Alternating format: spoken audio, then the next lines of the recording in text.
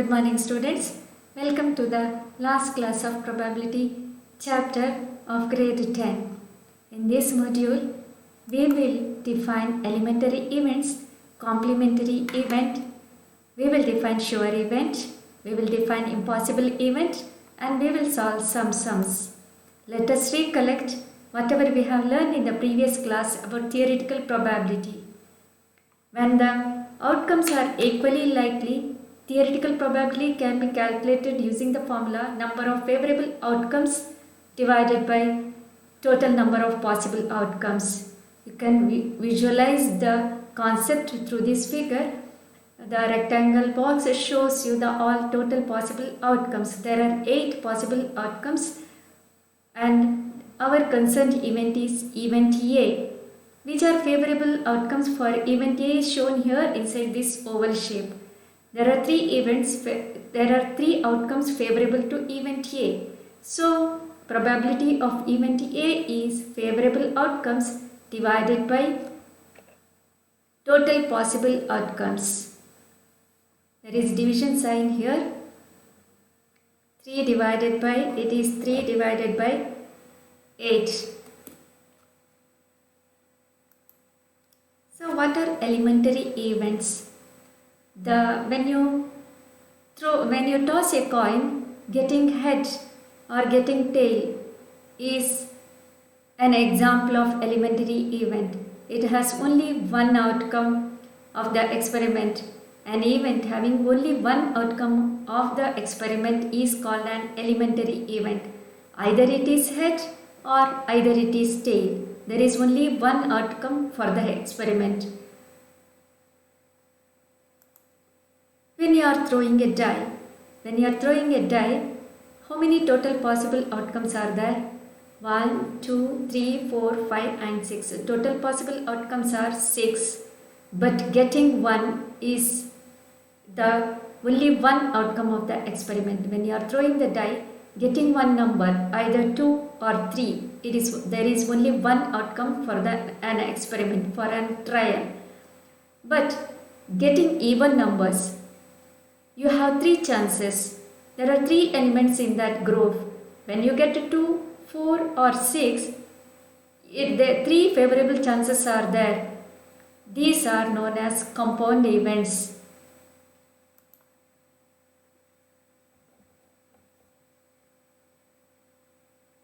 When the die is thrown, event A is the number greater than 4. That is, number greater than 4 is 5 and 6.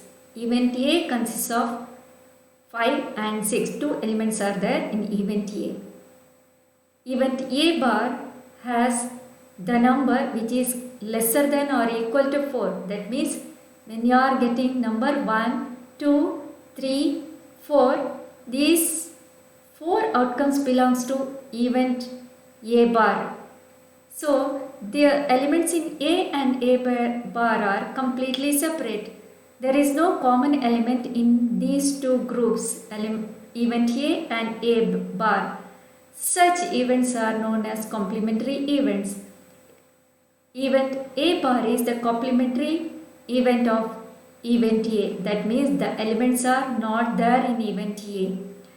The complement is denoted by the symbol A bar.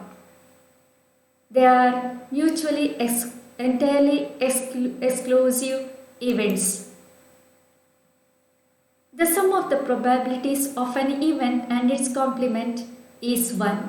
When you add up the events, event and complementary events, when you add up the probability of complementary events, you will get the sum as 1. Now, for a dice, when you throw the die, the number which is getting more than 4, there are 2 favorable outcomes. The probability of getting the number greater than 4 is 1 by 3. The complement probability of getting the number lesser than or equal to 4 is, there are 4 outcomes, favorable outcomes, 4 by 6, it is 2 by 3. Probability of getting more than 4, greater than 4, plus probability of complement of 4 more than 4 is 1 by 3 plus 2 by 3. It is equals to 1.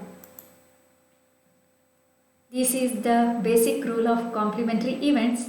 Probability of A and plus probability of its complement is equals to 1. If you remember the one formula, it's more than enough. It's easy also, but this formula is useful to solve the sums. When you throw the die, getting the number 7 is impossible.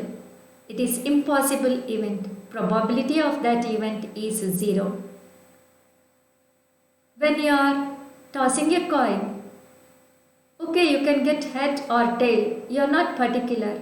It's a sure event. Either you will get head or you will get tail. Probability of such event is 1. It's sure event. Now you know the probability, you know the formula to find out the probability, and we will solve the few sums now. The cards numbered 7 to 40 were put in a box. Poonam selects a card at random. What is the probability that Poonam selects a card which is a multiple of 7? Now, what are the total number of possible outcomes? It is 7 to 40. How many cards are there? There are 34 cards. Start from 7 and 40. The cards which have written the number 7 to 40. There are 34 cards. So total possible outcomes are 34. What are the multiples of 7? Let me start with, it starts from 7, right? 7, 14, 14, let us write 21, 28,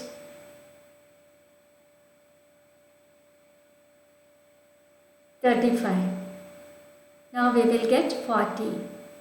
How many possible outcomes are there? Your favorable outcomes, multiples of 7 are there are 5 cards are there, which consists of your favorable outcomes, your concerned numbers. There are 5 cards which shows the multiples of 7. So probability of multiple of 7 is, I will not write the formula, we have repeated the formulas so many times. Today it is the final class, so I am not going to write the formula. It is 5 divided by 34. Your probability of multiple of 7 is 5 divided by 34. We will read the next question. An integer is chosen at random between 1 to 100. Just take care to note it is between 1 and 100. Find the probability that it is divisible by 8. Yeah, between 1 and 100 means 1 and 100 are excluded. They are not included. And so how many possible outcomes are there? How many integers are there? There are 98 integers. Right. Let A be the event that number chosen is divisible by 8. Which are the numbers divisible by 8? Write the table of 8. 16, 24. It goes on till 8 12s are 96. There are 12 favorable outcomes. There are 12 multiples of 18. 8 between 1 and 100. Your favorable number of favorable outcomes, it is 12 divided by 98.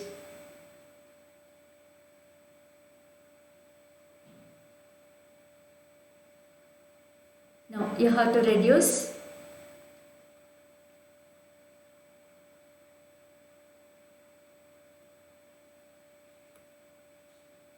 Two 6 are 12. 6 by 49.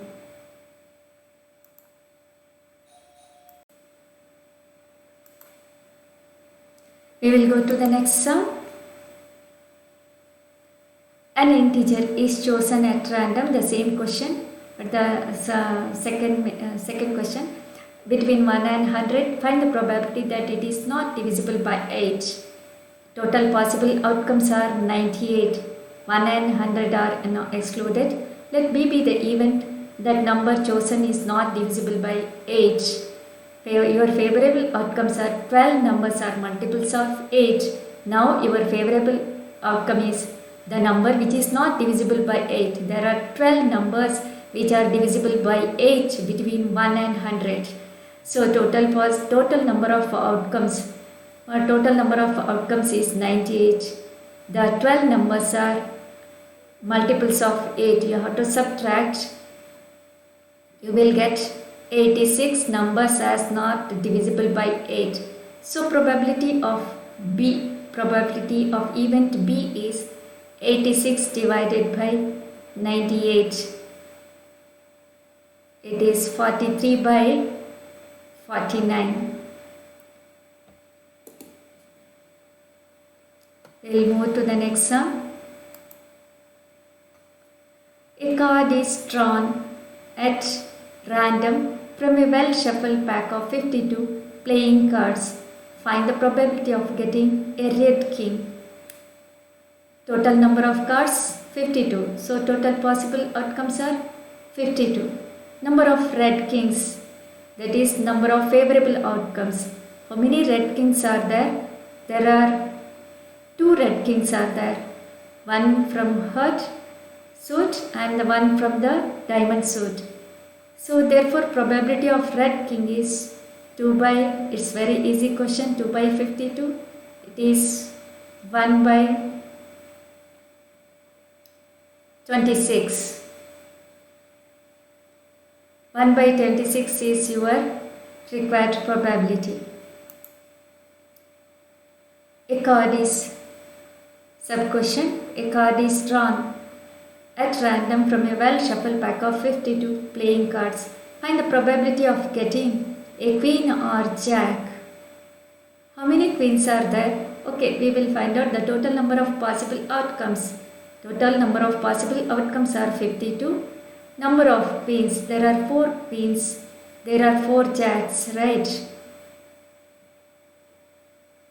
So number of favorable outcomes, your favorable outcomes are 8. So probability of getting a queen or a jack is 8 divided by 52. It is 2 by 13 reduced to the simplest form. 4 2s are 8. 4 13s are 52. You can solve this self-assessment question. One ticket is drawn at random from a bag containing tickets numbered 1 to 40. Find the probability of the selected ticket has a number which is multiple of 7. It's an easy question. You can solve it yourself. Thank you.